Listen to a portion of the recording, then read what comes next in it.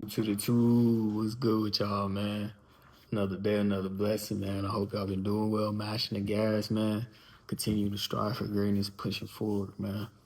Today we're gonna talk about how boundaries aren't set for other people, but they're set for ourselves. They exist because of us, because of ourselves. A boundary is for ourselves. You know, you communicating a boundary is just enabling it to be crossed. Boundaries aren't communicated. They're expressed. They're showed. You understand? You gotta have boundaries for yourself. You gotta be able to limit things for yourself. You gotta be able to have a tolerance for yourself, for your flesh, because your flesh will have you overindulge in things that are not healthy for you. Overindulge in conversations that are not healthy for you. Hang out with people that are not healthy for you. Be in relationships with people that are not healthy for you. Be around people that are not healthy for you. Be at a job that's not healthy for you, etc. And like my last video, wisdom will teach you to be prepared for these things to even avoid it in the first place. You got to have a boundary. Maybe, some people will like a person because of their looks, height, uh, the physical assets of women, etc. See what I'm saying? But won't get to know the person's character. You wouldn't know this person's credit score, but you know what their body do.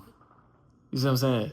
You wouldn't know what they make their expenses on, what they spend their expenses on, but you know what that mouth do. You see what I'm saying? Like, nah, bro. You gotta be able to implement those things, those boundaries for yourself, because that boundary to you might be 10 feet tall, but to that other person is 10 inches tall, or 10 centimeters tall. See what I'm saying? You don't communicate them things. Them things is only there for your flesh, and it's not fair for you to project a boundary onto somebody else because you're trying to tell them that you're going to implement a boundary, and that's compromising with their free will. And the Lord blessed us with free will, and He dealt with our betrayal every single day and forgives us. But the moment somebody betrays us, we're unforgiving, and we don't do these things and work on it. So you want to be boundaries are for your flesh. You want to be able to set a boundary, and you want to be able to stick to that boundary. So if somebody disrespects you, you don't tolerate disrespect. You don't allow yourself to deal with disrespect. You're not going to tolerate anybody disrespecting you. And how you're not going to tolerate that? By setting a boundary on yourself.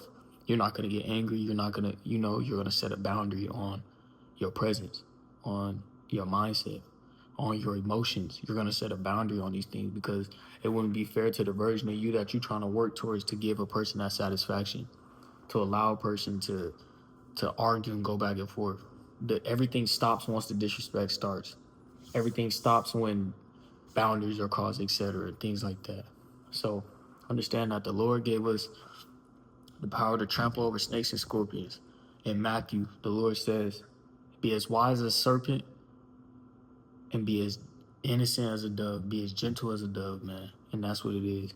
Be as wise as a serpent and be as innocent as a dove, man. Because you never know when it's going to strike.